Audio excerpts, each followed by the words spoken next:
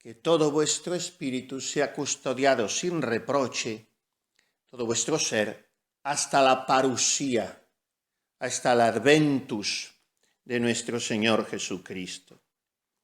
Pero como es tan sabio, Ratzinger siempre iba al texto original griego y descubría alguna cosa sorprendente.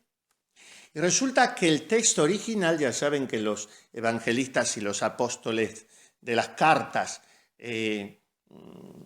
Pablo, Pedro, Santiago, Judas, que no fueron evangelistas, todos escriben en un griego popular, en un griego coloquial que se hablaba con cierta normalidad en Israel, más que en Israel, en los pueblos a los que escriben a los de Tesalónica, que están por la parte de Grecia, a los de Éfeso, a los de Corinto y a los de Roma, y le escriben en un griego que se llamaba koiné, como un dialecto muy simple.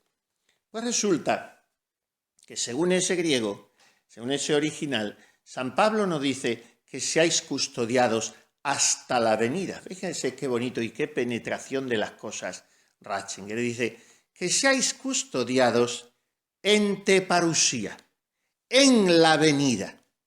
En la venida. Y aquí entra nuestra verdadera actitud del Adviento.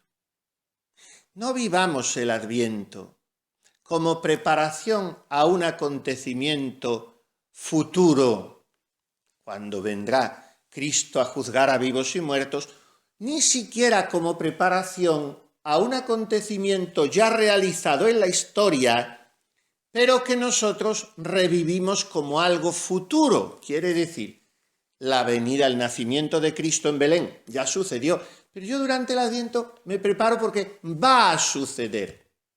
Y entonces preparo la canastilla del niño porque va a venir, va a venir, va a venir. Y lo que San Pablo dice no es eso. No os preparéis para la venida. No procuréis estar limpios hasta la venida, sino en la venida. Porque la venida de Cristo es un acontecimiento permanentemente presente. No es que se dio ni se dará, es que se está dando. Pero no solamente esa segunda venida, por la cual Él viene a cada hombre y a cada acontecimiento, como dice también el prefacio segundo. Mejor dicho, viene en cada hombre y en cada acontecimiento, sino la primera venida de Belén está sucediendo hoy. Cada vez que un niño sonríe, cada vez que una monja se sacrifica y calla y obedece, cada vez que un sacerdote se está cansando en su ministerio y no se queja, cada vez que dos esposos se aman, cada vez que un enfermo ofrece sus sufrimientos, cada vez que alguien trabaja con responsabilidad, cada vez que alguien reza, Jesús está naciendo. El nacimiento de Cristo no fue una cosa ahí aislada en Belén. Está envolviendo la vida, está envolviendo el mundo. ¿Qué dice Jesús? He venido para que tengáis vida y la tengáis en abundancia. O sea, he venido para estar siempre naciendo en vosotros. La venida del Señor no es tanto, dice Benedicto, un punto futuro del tiempo, sino un lugar espiritual en el que debemos caminar en el presente y dentro del cual debemos conservarnos irreprensibles en todas las dimensiones personales. O sea, un lugar espiritual. Decía Santa Ángela de la Cruz, esta mañana la cité y ahora otra vez, a sus monjas, a sus hermanas de la Cruz, que esa mujer concibió un instituto tan santo y quiso para esas monjas una vida tan santa, que son de las pocas que la siguen llevando tal cual la quiso la fundadora, sin desdorarla como han hecho la mayoría. Y entonces les dijo, que seamos siempre forasteras en otro país que no sea el Calvario. Nuestra patria es el Calvario, fuera de él, forasteros. Por eso siempre la cruz presidiéndonos. Bueno, pues yo creo que se puede decir igual, que nuestro lugar habitual, nuestra salita de estar, sea el portal de Belén. Y en otro lugar seamos extraños, porque a última hora les diré una cosa, el Calvario y Belén son lo mismo. La vida de Cristo empezó y terminó en el mismo despojo. Desnudito nació y desnudo murió. Pobre y menospreciado y sin que nadie le diera nada, nació y murió. Y absolutamente incomprendido, como tienen que ser las monjas. Es que, claro, no comprenden nuestra vida, si es lo normal. Si se empeñaran como se han empeñado desgraciadamente muchas, incluso de clausura, en que comprendan su vida a base de llevar ellas la vida de los demás, pues eso es un contrasentido. La vida nuestra no la tiene que entender la gente. El momento que empiecen a entenderla y a aplaudirnos, ya no estaremos siendo un testimonio. Un testimonio es que somos raros porque Jesucristo es el primer raro del mundo. Entonces, nuestro lugar espiritual, dice Benedicto, es Belén. Ese es nuestro lugar, donde nos movemos como en nuestro elemento. Y esto es lo que vivimos en la liturgia, la actualización del misterio. La liturgia no recuerda, sino que revive. La liturgia no es un teatro que hacemos muy bonito y nos representamos que Jesús, sino que en la noche de Nochebuena, que desgraciadamente está desapareciendo la misa del gallo, pero hay que conservarla, esa noche vuelve Jesús a nacer, como el triduo pascual se renueva especialmente su pasión por ese memorial que es la liturgia. Y por eso tenemos que aprovechar, dice el Papa, la virtud santificadora de la liturgia. Virtud en latín significa fuerza, la fuerza santificadora. ¿Cuál es la palabra que resume este estado de quien aguarda algo que debe manifestarse y durante ese tiempo intermedio ya está gustando aquello que aguarda? La palabra es esperanza. Por eso pasado mañana celebramos a la Virgen de la Esperanza, Nuestra Señora de la O, que es una fiesta totalmente española, la expectación del parto, porque en la liturgia mozárabe era la Anunciación, la Encarnación, el 18 de diciembre. Cuando dejó de ser mozárabe la liturgia en España, pasó a ser la liturgia romana, ¿cómo íbamos a perder una fiesta tan entrañablemente mariana? Pues no, España la conserva, la expectación del parto, 7 días antes. Y como la Virgen está esperando así, la Virgen de la O, y empiezan las antífonas de la O. Viene la dichosa reforma litúrgica esta que tenemos, que no siguió lo que quiso el Concilio Vaticano II, y se quitan un montón de fiestas sin argumentos suficientes, pero esta fue una de las que quitaron. Pero bueno, nosotros a nivel devocional popular podemos seguir celebrando la Virgen de la Esperanza. Pues la palabra es esperanza, porque todas las otras esperanzas humanas, cuando tú estás esperando algo, no lo estás saboreando hasta que llega. Por eso estás deseando que llegue para empezar a saborearlo. Pero la esperanza de Dios es un todavía no, pero es un ya. Y es un ya, pero es un todavía no. O sea, todavía no está, pero ya está. Y ya está, pero todavía no ha llegado. Y en esa tensión de espera, nosotros nos endulzamos el paladar del alma porque sabemos que viene y en esa venida ya está. Por eso, la Iglesia entera, en Adviento, dice el Papa, que tiene unas frases formidables, la Iglesia entera está llamada a convertirse en esperanza para ella y para el mundo. Hoy la Iglesia da poca esperanza porque habla demasiado de la tierra y demasiado poco del cielo. Y llama la atención cuando uno predica y predica del cielo, de la salvación, de la gracia. Hoy nos dedicamos a hablar mucho de ser muy buenas personas, de tener valores, como si la Iglesia fuera una bolsa de cotización, los valores. Pero la Iglesia tiene que dar esperanza celestial, esperanza sobrenatural, primero para ella y segundo para el mundo. La Iglesia entera está llamada a convertirse en esperanza. Y todo el organismo espiritual del cuerpo místico asume el color de la esperanza. Dios viene y nos invita a salir a su encuentro. ¿Cómo tenemos que salir al encuentro del Dios que viene? Y fíjense otra frase maravillosa. Debemos salir al encuentro del Dios que viene en la forma universal de la esperanza, que es la adoración. La adoración. Porque el que ora está poniendo en acto su esperanza. El que ora está reavivando su fe en el Dios que viene. ¿Y dónde esa oración hecha esperanza encuentra su expresión más nítida, más clara, más evidente?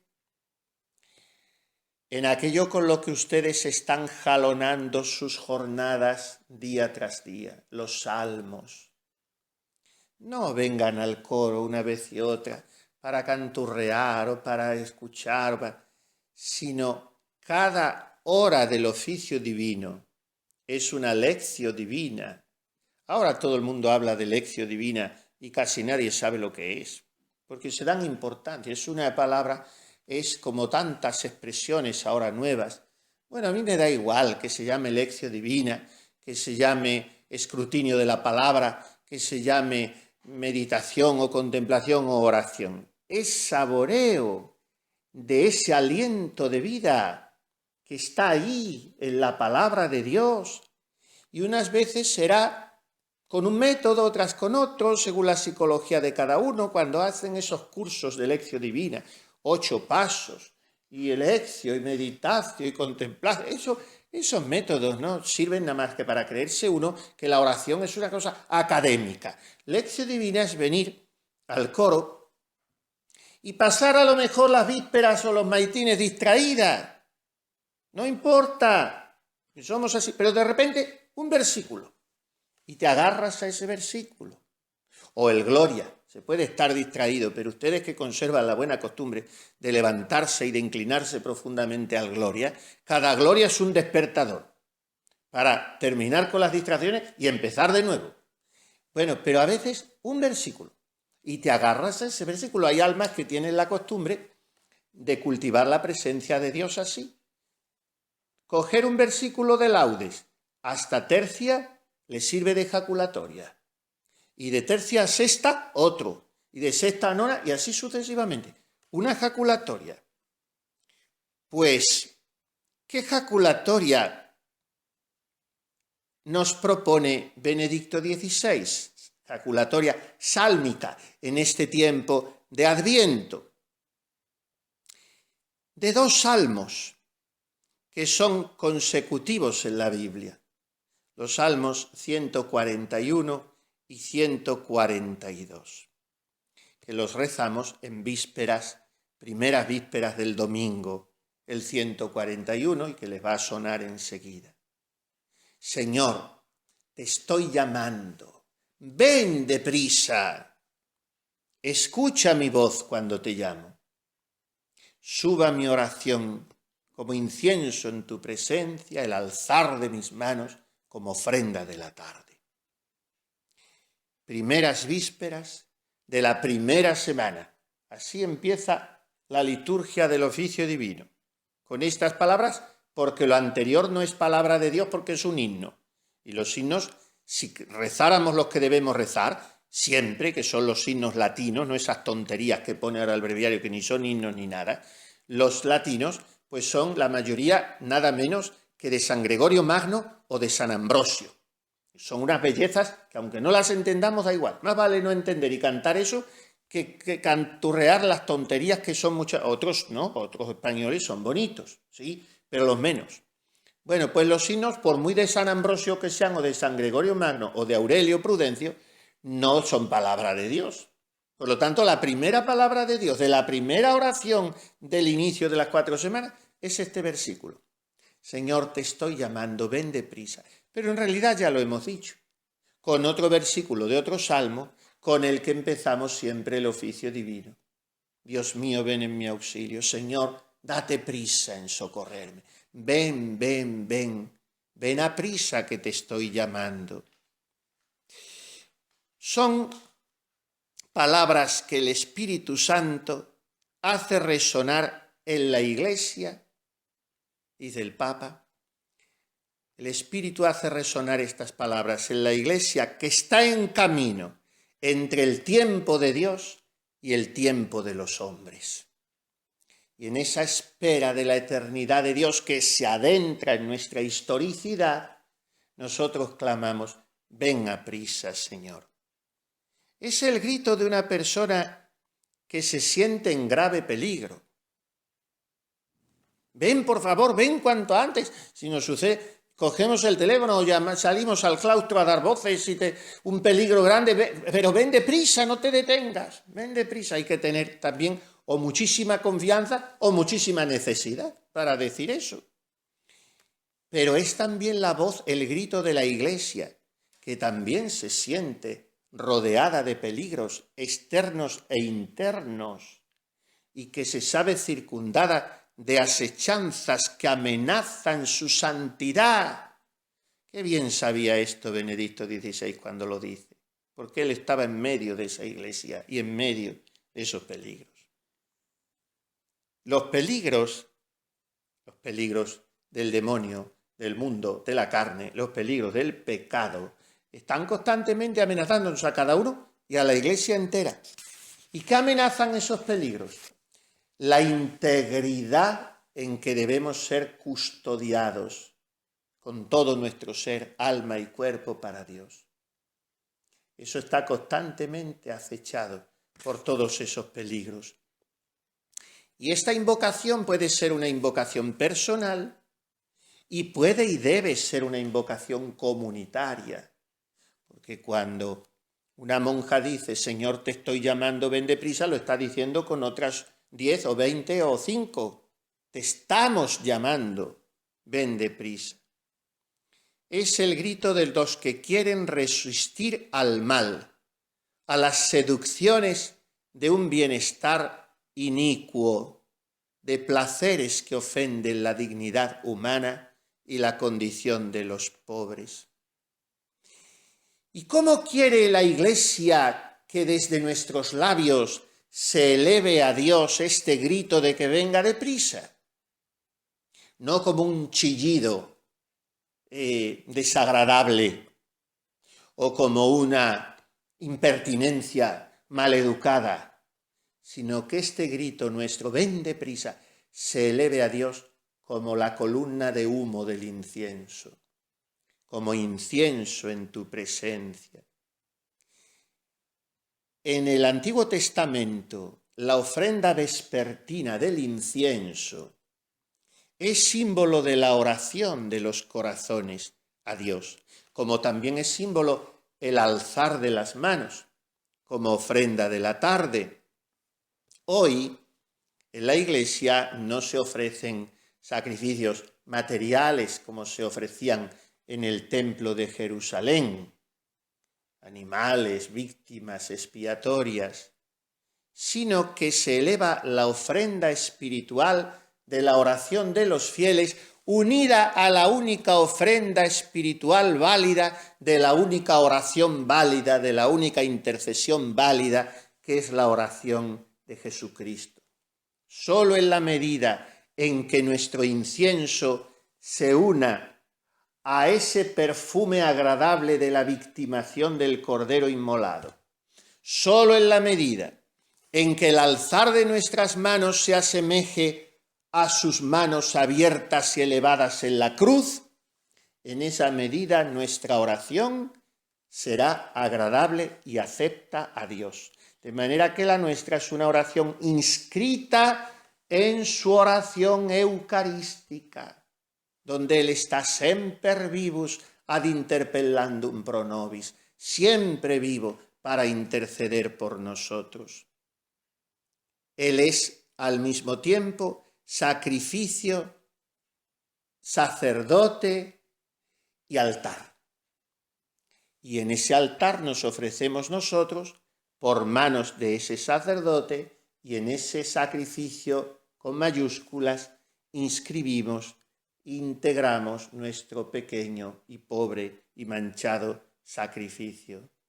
Ese es el grito del cuerpo místico que se expresa a través de la cabeza. Porque cuando un cuerpo grita, grita por la boca. Si te duele un pie, si te duele una mano, si te duele un costado, ¿quién dice ¡ay! La boca. El cuerpo es la iglesia. ¿Quién clama? La cabeza. ¿Dónde está la vox sponse? La voz de la esposa es Cristo. La esposa es su cuerpo. Su voz está en la cabeza, que es Él. Bien, esto por lo que respecta al primer salmo, 141. Señor, te estoy llamando, ven deprisa, escucha mi voz cuando te llamo, suba mi oración como incienso en tu presencia, el alzar de mis manos como ofrenda de la tarde. Veamos ahora el salmo 142. Todavía es más evidente la identificación del salmista con Cristo. David, siempre decimos los salmos de David, David parece que cuando escribe los salmos está viendo en una película a Jesucristo, porque tantos salmos rezamos y hay una entradilla a los salmos de un santo padre de la Iglesia que se puede sustituir en la ordenación general del misal, la ordenación general de la liturgia de las horas, dispone que a veces las antífonas previstas en el breviario puedan ser sustituidas por esa frase del padre de la Iglesia. No lo hace nadie, yo no he visto a nadie que lo haga, porque además no están musicalizadas, pero sí se puede leer siempre para contextualizar ese salmo, y es muy rica esa pequeña indicación del padre. Y ese padre, San Jerónimo, San Agustín o San Crisóstomo, lo que hacen es referencia a Cristo para hacernos entender cómo ese salmo es Cristo quien lo dice. Pues, por eso, estos sabiondos de los liturgistas que con la reforma litúrgica han pegado un tijeretazo a muchos salmos porque tenían expresiones violentas, le están enmendando la plana al Espíritu Santo. ¿Usted quién es para quitar de los salmos? Si esas expresiones violentas las dice Cristo. Esparciré cráneos sobre toda la tierra, amontonaré cadáveres. ¿Cuáles? ¿Los del mal, los del demonio, los del pecado? ¿Son los enemigos? Pues eso lo han quitado en muchos salmos. Bueno, pues este segundo salmo 142 se ve clarísimo que es Cristo. Cada palabra, cada invocación hace pensar en la pasión de Jesús, sobre todo en su oración al Padre en Getsemaní. Al rezar este Salmo 142, la Iglesia revive cada vez la gracia de esta compasión, de esta venida del Hijo de Dios en la angustia humana hasta tocar fondo. Vamos a ver un poco si puedo encontrarlo aquí, salmo, que es el segundo, así como el 141 es el primero, el salmo 142 es el segundo de las primeras vísperas del primer domingo. Y dice así, aunque esto 141 y 142 es en la numeración judía. Si van a las Biblias nuestras, casi siempre pondrá el Salmo 140 y 141, porque la numeración judía es uno más. Pues el 142 es aquel que empieza diciendo: a voz en grito clamo al Señor, a voz en grito suplico al Señor, desahogo ante Él mis afanes, expongo ante Él mi angustia mientras me va faltando el aliento. Nadie me hace caso. atiende a mis clamores que estoy agotado, líbrame de mis perseguidores, sácame de la prisión. Todas esas súplicas de que por favor vengas cuanto antes, porque estoy esclavo y necesito ser liberado, porque estoy rodeado de enemigos y necesito ser protegido y sin ti no puedo nada. Ese es el Salmo 142. Pues ese es el grito del Adviento. Ese grito de esperanza del Adviento, en definitiva, está expresando la gravedad de nuestro estado. Por eso hoy nuestros advientos son muy flojos, porque no hay conciencia de pecado. La gente piensa que no debe ser salvada de nada. Yo aquí me quedo aterrado, aquí en cualquier ciudad de España y de cualquier sitio. La gente va a comulgar en tropel, no hay confesiones, nadie se confiesa, no hay conciencia de pecado. Y el Adviento es poner allí en la iglesia, en el presbiterio, la tontería de las 4 velas esas que no sé para qué sirve, y sí que vamos avanzando con las velas y una corona de muertos ahí en medio. Yo no puse esa corona de muertos nunca, yo ponía una cunita vacía y alrededor de la cuna las 4 velas para que nos recordara que venía el niño que estábamos... Pero una corona de muertos ya en cada entierro veía yo una corona de muertos, no venía en Navidad que poner. Así que la corona de muertos y el montón debajo de una virgen o de lambón de kilos de garbanzos y de judías y de espaguetis que me sobran y que no quiero, y tranquilizo mi conciencia para hacer la operación kilo y dársela a los pobres. Y eso es el Adviento. Pero un sentido de que necesito ser liberado de mi pecado, que sería el verdadero Adviento. Señor, te estoy llamando, ven deprisa, pero no para que acabes con el hambre en el mundo, también, ojalá, cuanto antes, pero sobre todo que estamos cautivos del enemigo. Pues es como decir, dice el Papa, es como decir, qué bien nos ha dicho las cosas Benedicto, y qué poco las hemos escuchado. Es como decir, esperamos al Señor, no como una hermosa decoración para un mundo ya salvado, sino como único camino de liberación de un peligro mortal. Qué diferente. Hoy la gente se prepara la Navidad como la decoración de un mundo salvado. Y vengan espumillones y bolas, pero en las mismas iglesias, y coronas de Adviento. No. Vamos a hacer una buena confesión, una reconciliación con la familia, un acercamiento a los que no nos llevemos bien. Eso es el Adviento. ¿No es una hermosa decoración de un mundo ya salvado? El liberador con mayúsculas, el Mesías, tuvo que morir para sacarnos de la prisión. Sácame de la prisión y daré gracias a tu nombre. Me rodearán los justos cuando me devuelvas tu favor. Y Cristo me dice, sí, que te voy a sacar de la prisión, pero para eso me voy a ir a la prisión yo. Me voy a encerrar en el vientre de una niña 9 meses. Me voy a encerrar en la estrechura y en la pobreza y en el frío de un pesebre de animales y de un taller de carpintero después 30 años.